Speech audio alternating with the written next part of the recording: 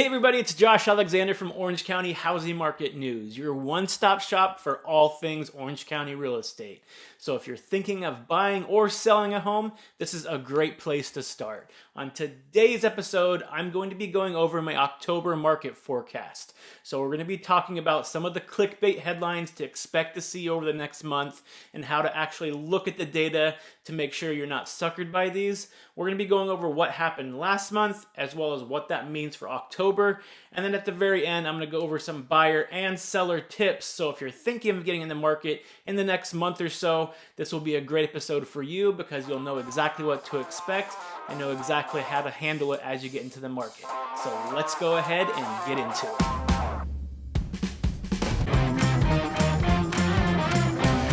So really quick before we get started, if you're finding this content useful, can you please hit that like and subscribe button below? And don't forget, if you're watching this on YouTube, also hit that bell button. That way you're notified every time a new episode is released.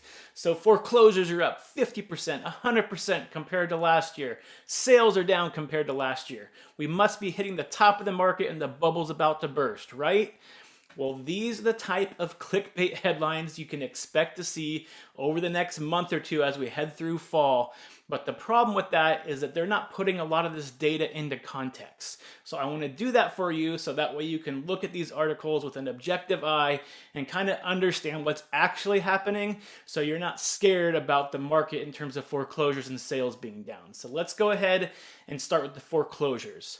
So obviously last year there was a foreclosure moratorium, so there wasn't a lot of foreclosures happening in the market, so the numbers are going to be down. So now that the foreclosure moratorium is over, you're going to see those numbers start popping back up again. So when you start seeing these numbers that are 50%, 100, 150% compared to last year, you really have to put that data into context. So I want to pop up this chart really fast for you and just kind of look at the month of August so you can kind of see what I'm talking about in terms of how scared you really need to be about the foreclosure numbers going up. So first, let's look at August 2020. So foreclosures in August 2020 numbered right around 5,600. This August 2021, they bumped up to about 8,300, so almost a 50% increase. So that's kind of when you're starting to see these articles come out that foreclosures are way up compared to last year. Now, I just want to also put into context what a normal year looks like. So let's go and look at August 2019 to see what that actually is. And when you look at the foreclosures on an average August, you're looking at 28,000 foreclosures. So again, this year we had a little bit over 8,300. In a normal year, 2019, we had 28,000 foreclosures. So this is why it's extremely important to put the context when you're looking at these numbers and not just take it off of last year, because last year, when you're looking at most of the numbers, everything's going to be skewed because of coronavirus, the lockdowns, the foreclosure moratoriums, the forbearance stuff going on. So you need to make sure that you're looking at all the data and not just parts of it. So now let's look at the sales numbers, the amount of units that were sold last year compared to this year.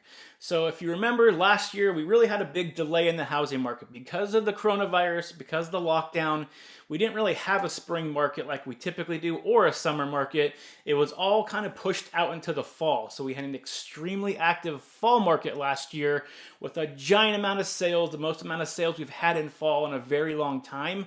So when you look at that compared to this year, which we're seeing a more typical market where we had most of our sales happen in spring and summer, and then you have that traditional fall off during the fall season, you're going to see that the numbers for this year compared to last year are obviously going to be smaller.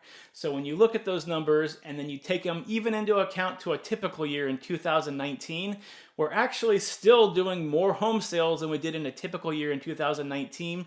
We just haven't hit the amount that we saw in 2020 because of the unique market that we had then. So again, it's very important that people are looking at the context and taking into account all the data when they're seeing this information pop up online. And it's just one more thing I want you to be aware of. So when you do see these articles If you want to read them, but just make sure they're actually using data from not just last year, but historical averages as well. So that way you have a better understanding of what's actually happening in the housing market. So now let's go ahead and look at what happened last month in the housing market and how that's going to impact October as we move forward. So last month, over the last couple weeks, let's start with the supply side. So supply over the last couple weeks has dropped steadily by about 5%, and that's completely expected this time of year.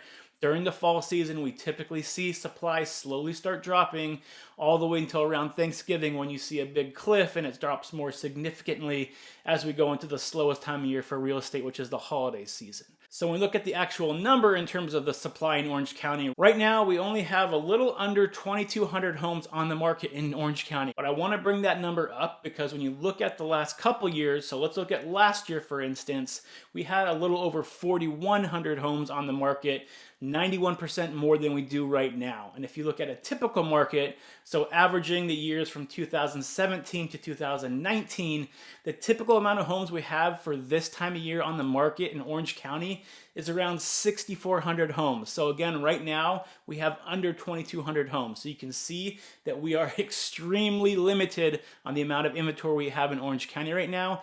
And that's not just Orange County, that goes for pretty much all the counties in Southern California as well. Inventory is at all-time lows. So if buyers are looking for homes right now, there's just not a giant amount of inventory to choose from. So let's go ahead and look on the other side of things, which is demand. So over the last couple of weeks, we've also seen a decrease in demand by about 4%, and that's completely normal for this time of year. So usually we start seeing supply and demand both decrease week by week as we go through the fall, again, leading up to that Thanksgiving break where all of a sudden everything drops more significantly as we head through the holiday market for the housing market. So right now, supply is slowly going down alongside demand. And what that means for the housing market, it means that the days on market, the speed of the market is really unchanged since last month because they've dropped about the same. So Orange County in general, the average days on market, so the time it takes for someone to put the sign in their front yard, place it on the MLS to when it gets into escrow, is still right around that 26-day mark, which is extremely hot seller's market.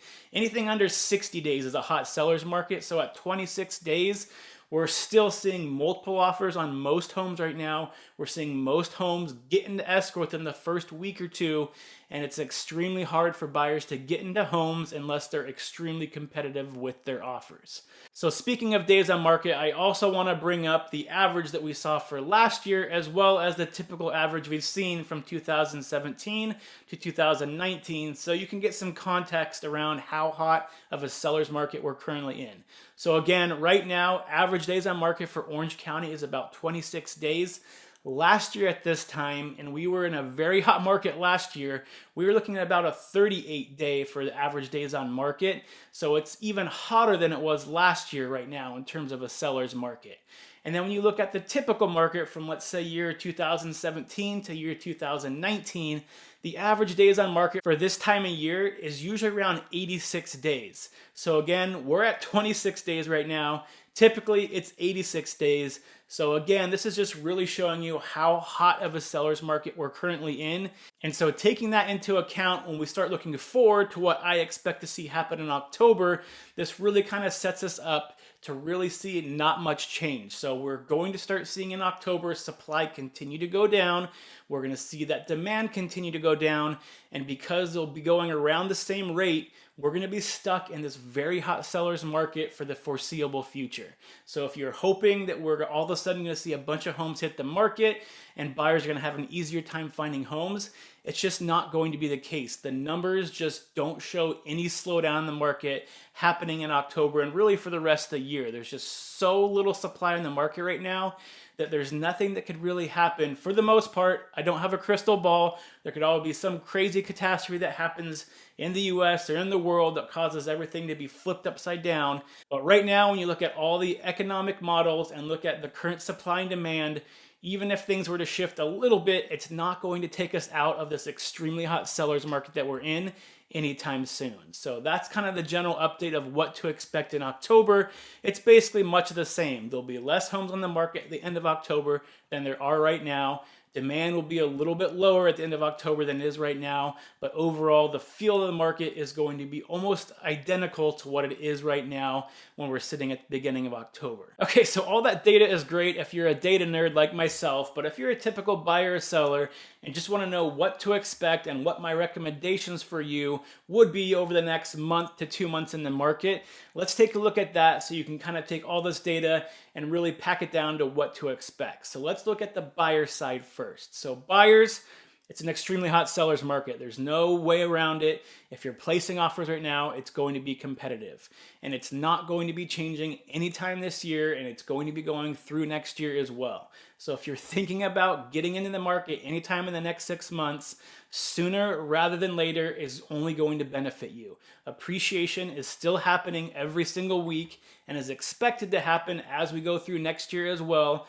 And home prices are only going to be going up. And on the other side of things, interest rates have started to increase as well. So we're above 3% now.